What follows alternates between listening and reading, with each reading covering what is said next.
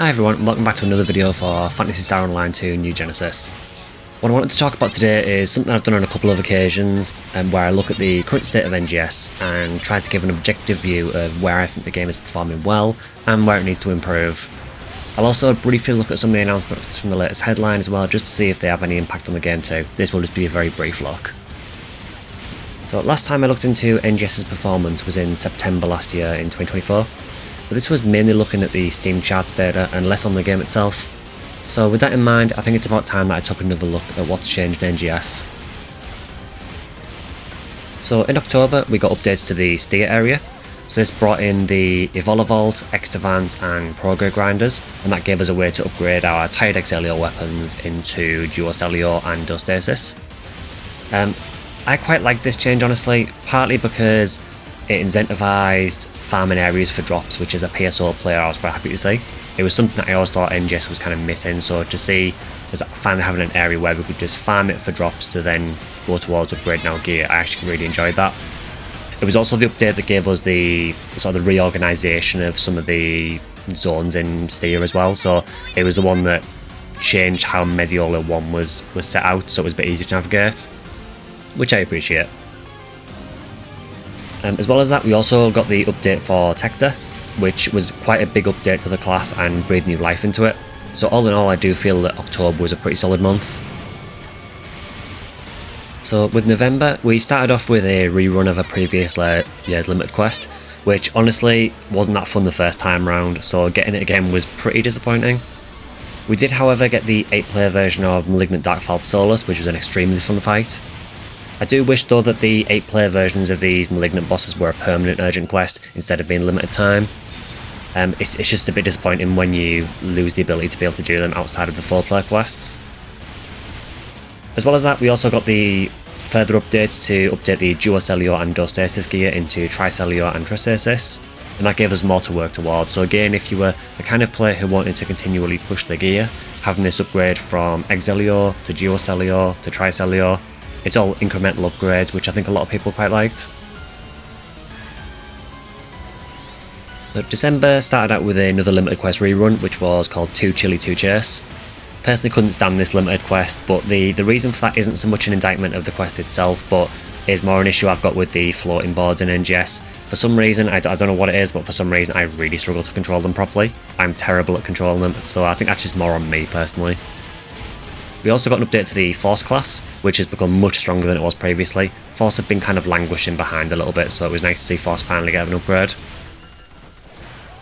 Additionally, December also marked the start of the Super Genesis Festival, which is always a massive benefit whenever it runs.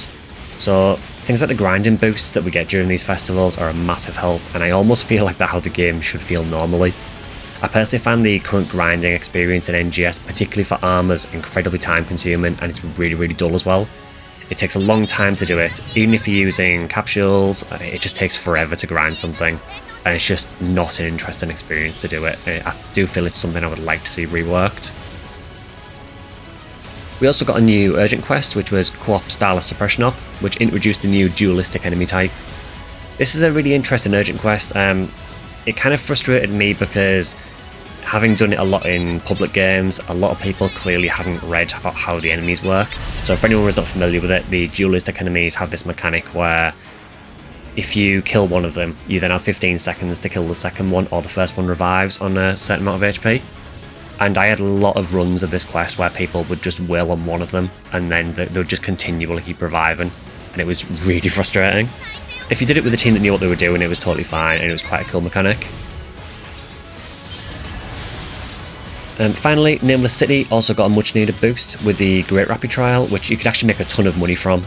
The Great Rappies dropped loads and loads of alpha reactors, which if you set them up to sell automatically, you could make a ton of money from, especially if you're using Mazetta tickets as well.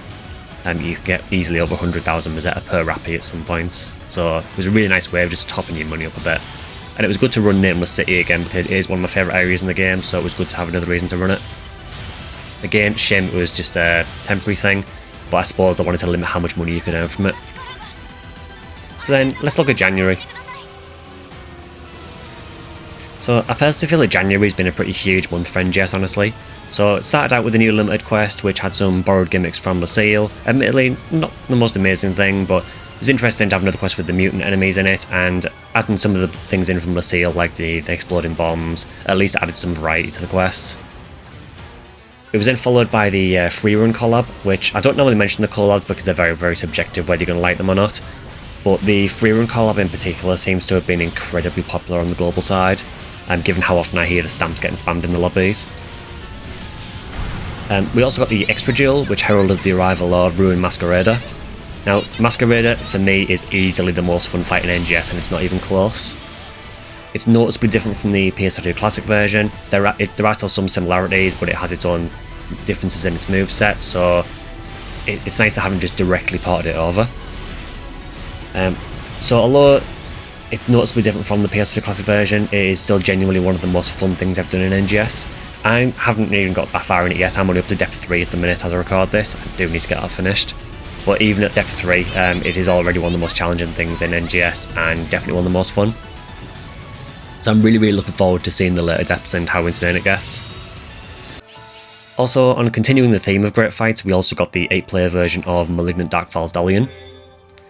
So that does change up the fight from regular Dalian a significant amount as well. Again, a very, very fun quest, particularly if you're with a party that knows what they're doing.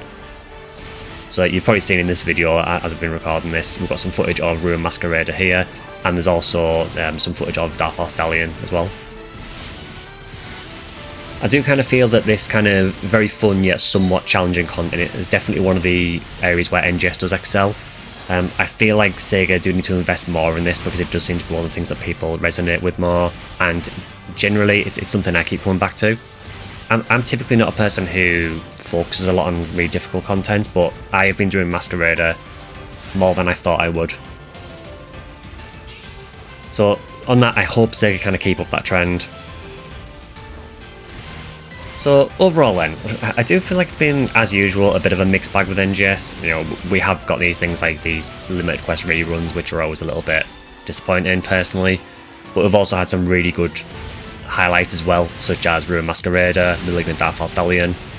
You know, we're also getting Darkfall's Vial in a couple of weeks as well, so in about a week since recording this, so that should be really interesting as well. So yeah, as usual, a bit of a mixed bag, but I do feel that it's been mostly positive, which is actually nice to say about NGS. You know, NGS gets a lot of criticism, some of it rightly so, some of it not really warranted. I do feel like the game is in a much stronger state at the minute than it has been before.